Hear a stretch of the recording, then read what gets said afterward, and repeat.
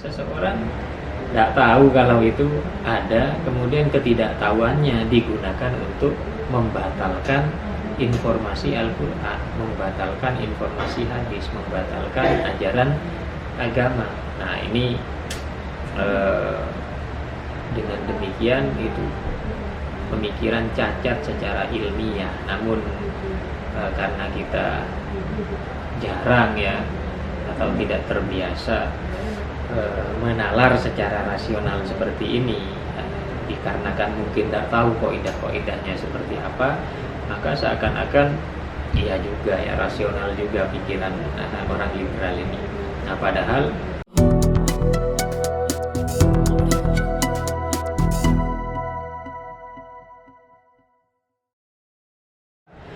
seakan-akan iya juga ya, rasional juga pikiran orang liberal ini. Nah padahal sangat tidak rasional kalau si liberal itu membatalkan atau menafikan informasi agama hanya bermodal bahwa saya tidak tahu, tidak pernah tahu ada yang seperti itu sebelumnya, maka dia menafikan sesuatu bermodal ketidaktahuan. Nah ini kan sangat lucu.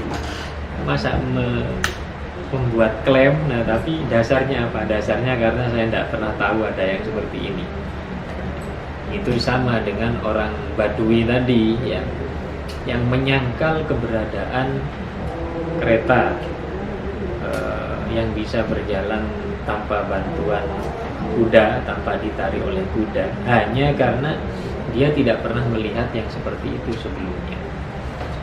Sehingga orang yang pikirannya seperti itu yu'addu minal hamko ya, dianggap dungu itu lebih buruk daripada bodoh ya. Kalau bodoh ya tidak tahu ya. Kalau hamko ya dungu.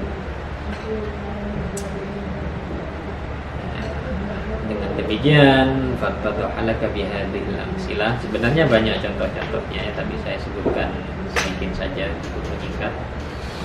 fattadhalaka bihadhil amsilah al-farqu baina adami fahmi syai' wa baina qawli syai' batilah. Nah ini contoh kaidah kedua al-qaidah ats-tsaniyah, idza kana al-amru mumkinan aqlan wa qama dalilun naqliyyun sahihun ala wuqu'ihi wajaba al-qawl bi wuqu'ihi kama annahu idza qama ala adami wuqu'ihi wajaba al-qawl bi adami wuqu'ihi. Ini kaidah yang sangat penting juga untuk menata pikiran kita, di samping supaya kita tidak tertipu oleh teori kayaknya rasional padahal hamko. Idza kana al-amru mumkinan aqlan, jika ada perkara secara akal mungkin terjadi, mungkin tidak terjadi.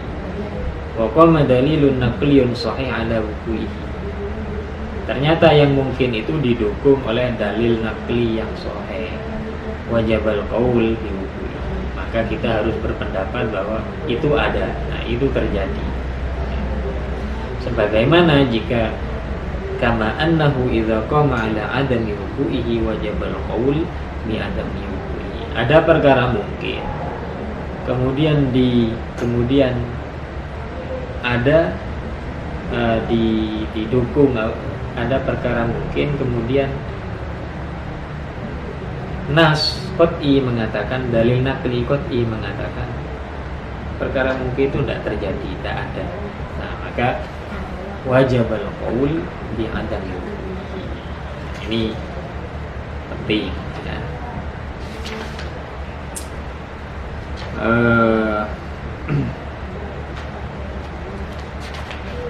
Satu contoh,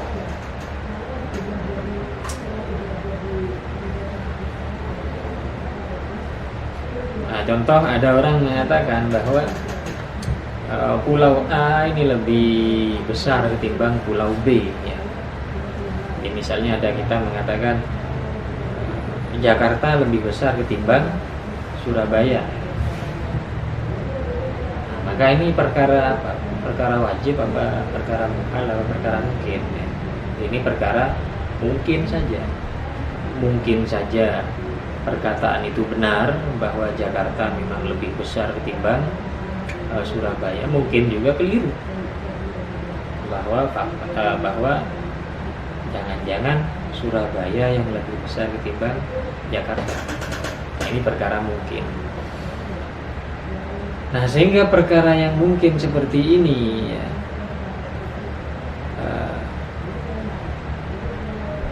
amrun la yahkumul aqlu bi wuqu'ihi wala bi butlanihi qabla tahqiq min sihhati hadzal qauli ya, imma bidzira wal masahah bitlan ya, wa imma bil iktina bi qawli man zara'ahu bi nafsihi ya, bal yahtamilu kilal ihtimalain.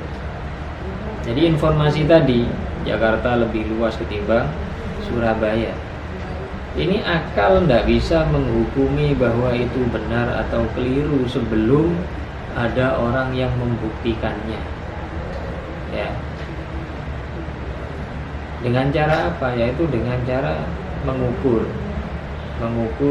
seluas apa Jakarta ini, kemudian dibandingkan dengan mengukur Surabaya. Ukuran yang telah dilakukan terhadap pulau, terhadap provinsi, terhadap Jakarta dengan Surabaya. Nah, ini namanya dalilun naqliyun sahih ya. Dalilun naqliyun sahih. Nah, sehingga setelah ada dalil naqli yang sahih seperti itu, maka wajibal qaul ya, bimuqtadah ya. Jadi kalau ternyata ukuran membuktikan bahwa Jakarta memang lebih luas daripada Surabaya, maka wajibal qaul bihi. Artinya kita harus mengatakan bahwa kata-kata tadi benar. Tapi kalau ternyata yang terjadi adalah sebaliknya, bahwa ternyata Surabaya yang lebih luas ketimbang Jakarta, maka wajibal qaul bi adam wuqu'i, kita harus mengatakan bahwa informasi tadi keliru. Nah, jadi barang mungkin yang dibawa oleh khobar tadi ya, hal mungkin yang dibawa oleh berita tadi itu harus kita katakan keliru. Mengapa? Karena ada dalil naqli sahih yang membatalkannya. Ini bisa kita aplikasikan kepada banyak sekali tema-tema di dalam pikiran-pikiran barat ya. Jadi contohnya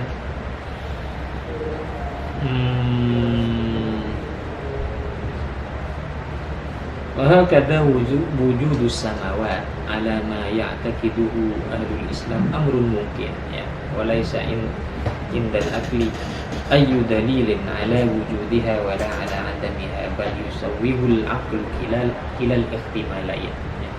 Tentang keberadaan langit itu ada apa enggak sih ya?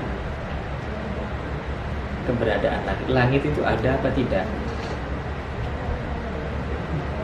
Ada atau tidak adanya langit itu perkara mungkin ya, mungkin saja ada, mungkin saja tidak ada. Kita memandang ke atas itu biru ya, itu kan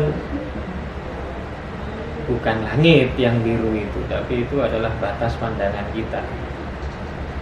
Nah, ketika kita naik ke atas pakai pesawat itu kan masih tidak ada apa-apa di sana gitu. Sehingga langit itu mungkin ada, mungkin tidak secara akal. Nah, untuk membuktikan apakah langit ada atau tidak, fayajibur ruju' ila dalilin naqliyin lil hukmi biwujudiha aw adamiha. Maka kita wajib merujuk kepada dalil naqli untuk membuktikan ada atau ketiadaannya.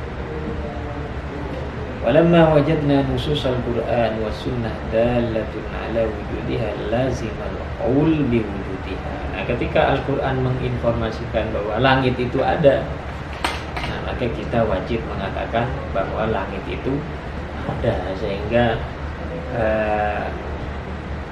pendapat-pendapat yang mengatakan langit itu tidak ada, langit itu hanya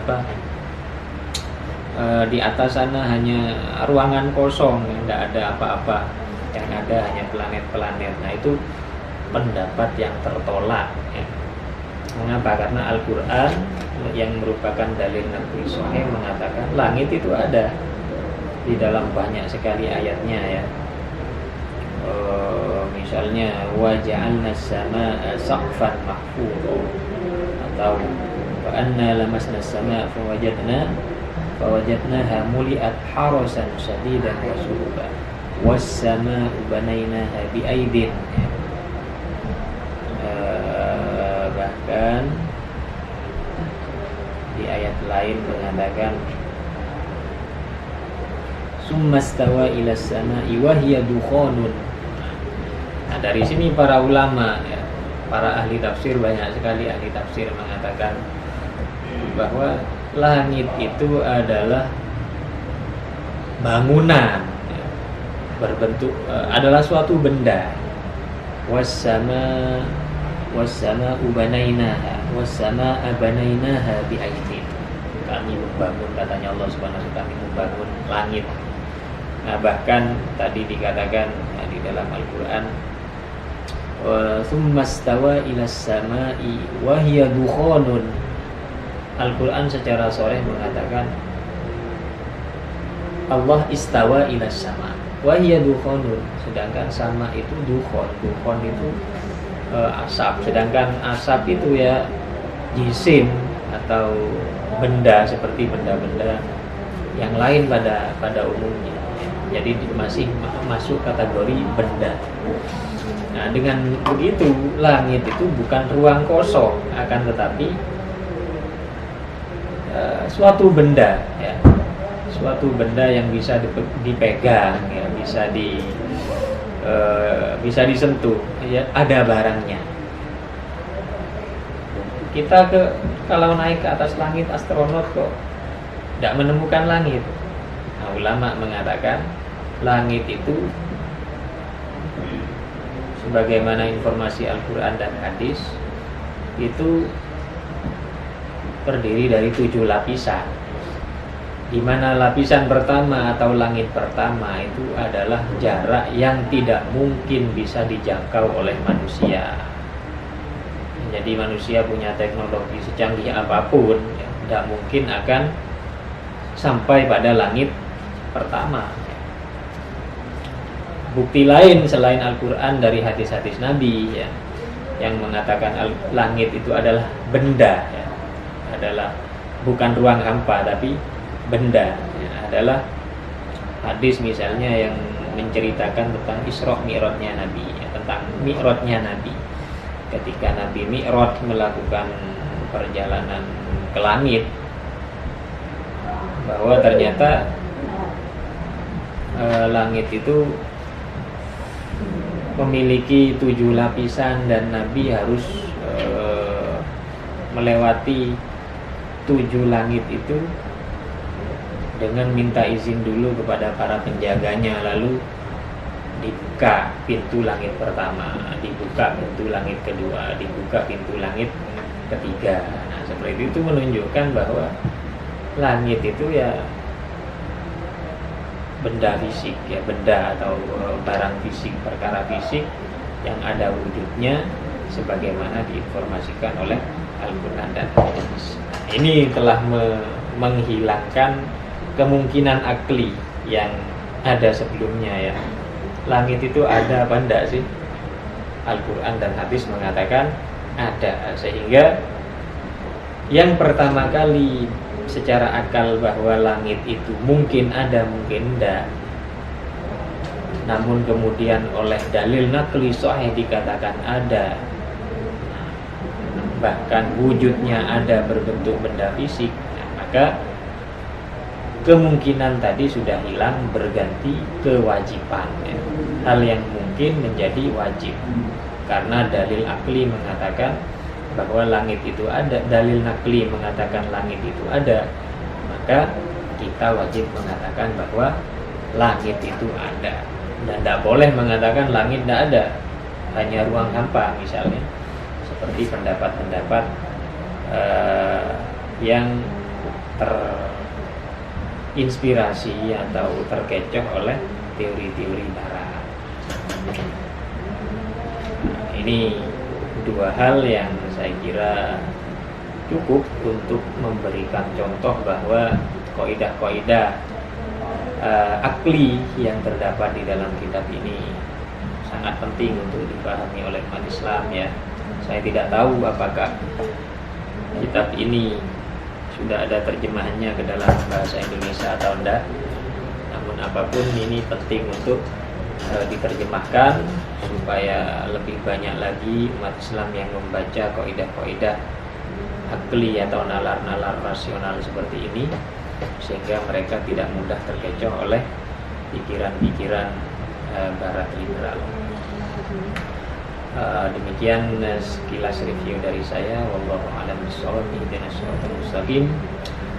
Sampai ketemu lagi di review kitab berikutnya. Assalamualaikum